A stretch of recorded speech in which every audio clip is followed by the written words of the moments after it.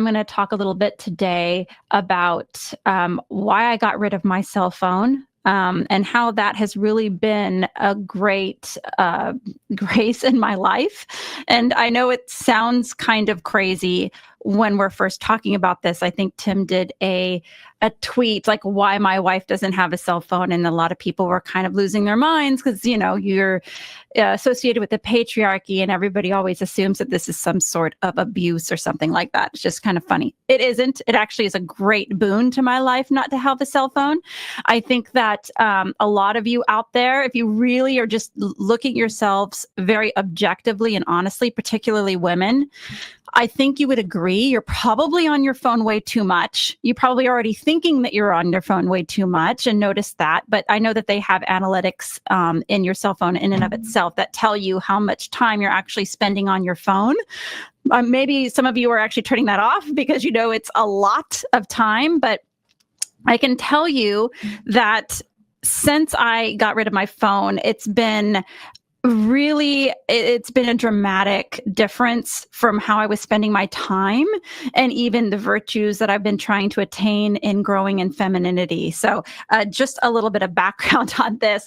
I lost my phone about 3 years ago. I think it's funny because we ended up finding it like 6 months ago, like where it actually went. But for like 4 or 5 days, I just could not find my phone anywhere. I don't know where it went and just totally missing. We're making jokes. It was like fell off the face of the planet.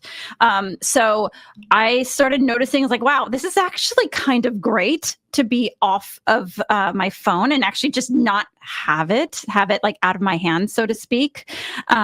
Funnily enough, we were like flipping our mattress or something not so long ago, and it turns out that our 3-year-old had actually put it, like ripped a hole in the fabric in the box spring and put it in there. So I found it recently, and I at this point, it'd been quite some time since I had it, and I was just like, yeah, they could just stay lost. Like I've grown accustomed to not having the cell phone, and actually grew to like it, believe it or not. So Tim was even saying, when we lost the phone, he was even he put this in my head. He was like, you know what? It's probably best for your phone never to come back. And, we'll just get you, something, we'll tell you what I actually use for a phone. Believe it or not, we still do have an old fashioned landline around here. Since I am a stay-at-home mother, I don't really need the portable telephone as much as, I guess a lot of people do.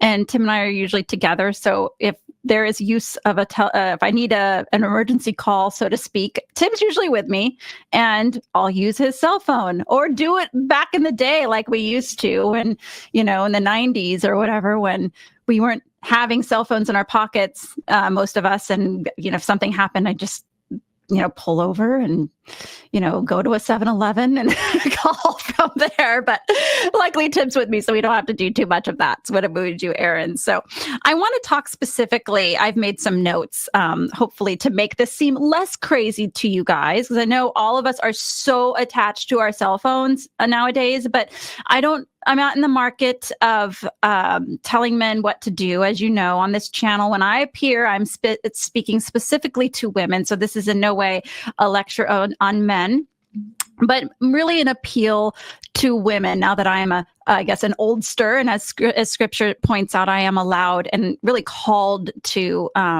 influence women, younger women, not necessarily online. Obviously scripture's not talking about that, but it is our job as older women to help younger women along, specifically in relation to their vocation to motherhood and wifeliness and that sort of thing. So, with cell phones, I have noticed in myself, I put myself under this chopping block, and with many others, that it really does kill femininity and togetherness. And so I'm sure a lot of those things are obvious to you, but I'm going to go more specifically into what exactly I mean on both of those camps. So in relation to femininity, I noticed that when I had my cell phone, a lot of my downtime, and even times when if I'm going to be perfectly honest, I should have been doing something more productive, I'm just scrolling for hours. And if you really think about how this technology was created, it is created to, I guess, be attractive to a certain part of our brain for entertainment, where it's like the never-ending scroll, the never-ending visual images. I know a lot of women are on Pinterest and Instagram and things like that. They know exactly what interests us. And they even have the technology now where they show you more things that you find interesting to keep you in this never-ending loop of scrolling. So in relation specifically to femininity, it just kills your what you should be doing around the house, like productivity and the things that you should be doing when you're just on these apps that are specifically designed to keep your attention and to keep your attention for a really long time. I know a lot of you, I was like this myself. I'd be on an app and I'd think, oh, I've just been doing this for like 10 minutes. And it would be like 30 minutes have gone by. And this is a daily occurrence that people are, they're engaged in this all the time. Number two, big thing for femininity. And this is why I also took myself off of Twitter, and with Tim's great guidance, the just combativeness, Twitter, some of these Facebook, I know is less popular with the Zoomers, but still with some of the boomers and the older gen, just women should not be combating people online, getting into fights, confronting specifically men. And I've noticed that, it's so easy to sit there on your phone, specifically on Twitter, and just get into telling men what's up, telling all these people what you think, all of your opinions. Femininity in its most beautiful form is a more private thing, right? So we think about the beauty of Our Lady, and really what that is, when I think about her, is just she was private, she was behind the scenes.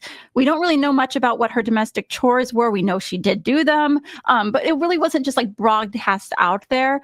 And it's, just to be frank with you, this has always been something that I've always been a little bit conflicted by, because it's hard to, be in a position that I'm in right now, where it's like I'm trying to teach younger generations, teach younger women, but without the internet. Like I have 6 daughters, but if I'm really trying to take this role seriously, it is kind of like this weird thing where I have to be public, and but I'm trying not to be. But if you get rid of your phone, and you're not out there just in the marketplace of ideas, constantly combating men in particular, which is a problem, ladies. You should never be doing that. It's super unfeminine. Getting rid of those apps while you get rid of your phone is a great way to reduce some of that exposure. It's just a waste of time, like this should have been obvious. And number one, it's a complete waste of your time. Somebody had said something a while ago, and it really struck at my heart. And that was that we only have 18 summers with our kids before they're kind of off doing that sort of thing. You just don't have that much time with your children. And in the long run, you really don't have that much time with your husband either. Life is very, very short. Really, what are you accomplishing on your phone? If we're even going to look at it objectively, at best, it's entertainment. And you really should be trying to funnel your entertainment in things that matter, in your family, in your husband, and just look at yourself objectively. When you're sitting there on your phone, it's solitary. You're not engaged with your family. A lot of times we don't even know what's going on around us, to be honest. There's lots of horrible stories about people on their phones getting hit by cars because they're just they're just so distracted. So think about that in relation to your kids and your family life. As women, we're supposed to be available constantly to our families, to our children. And our phones really are taking us out of communion with our husbands and our families, and specifically our children. If we think that, gosh, I only have 18 summers with my kids. That's it. That's all you get.